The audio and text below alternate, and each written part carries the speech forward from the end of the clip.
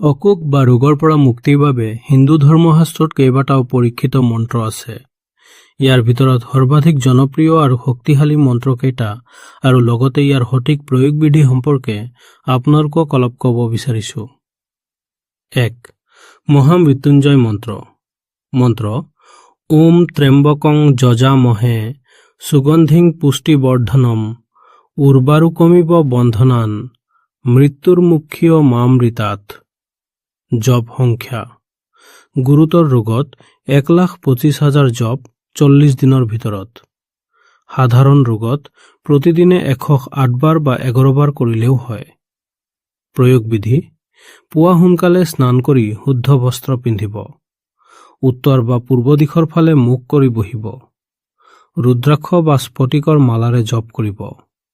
ৰোগীৰ নামগোত্ৰ লৈ ও জুম হ বা ওম হৌ জুম ছ মন্ত্ৰৰ আগত পিছত যোগ কৰি জপ কৰিলে অধিক ফলদায়ক হয়। জপৰ পিছত 10 ভাগৰ 1 ভাগ অৰ্থাৎ 1 ভাগ 8 বাৰ জপ কৰিলে 11 বাৰ হোম কৰিলে উত্তম। 2. ধনন্তৰী মন্ত্ৰ ঔষধৰ দেৱতা। মন্ত্ৰ ও নম ভগৱতে ধনন্তৰয়ে অমৃত কলশহস্তায় সৰ্বাময় বিনাশনায় ত্ৰৈলোক্যনাথায় মহাবিষ্ণৱে নম। জপ প্ৰতিদিনে 108 বাৰ। ঔষধ খোৱাৰ আগতে 7 বাৰ মন্ত্ৰ পঢ়ি ঔষধত ফু দিলে ঔষধৰ ক্ষমতা বাঢ়ে। 3. সুদৰ্শন মন্ত্ৰ ৰোগ শত্ৰুনাশক।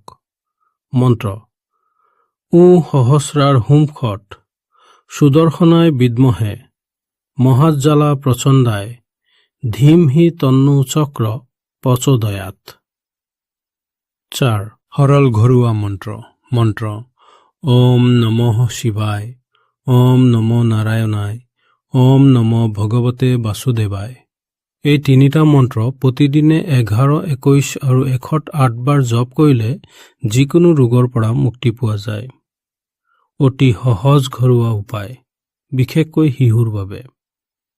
প্ৰতিদিনে ৰাতি শোৱাৰ আগতে ৰোগীৰ মূৰত হাত দি 7 বাৰ মহামৃত্যুঞ্জয় মন্ত্ৰ বা ওম নমঃ শিৱায় মন্ত্ৰ উচ্চাৰণ কৰি শু দিয়ক। যিকোনো মন্ত্ৰ জপতে বিশ্বাস, শ্ৰদ্ধা আৰু নিষ্ঠা ৰাখিলে অতি সোনকালে ফল পোৱা যায়। ঔষধৰ লগতে মন্ত্ৰৰ জপ কৰিলে ফল অতি তীব্ৰ হয়।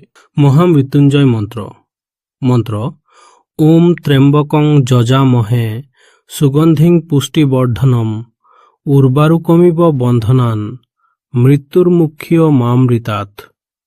জপ সংখ্যা গুৰুতৰ ৰোগত 1,25,000 জপ 40 দিনৰ ভিতৰত। সাধাৰণ ৰোগত প্ৰতিদিনে 108 বাৰ বা 11 বাৰ কৰিলেও হয়।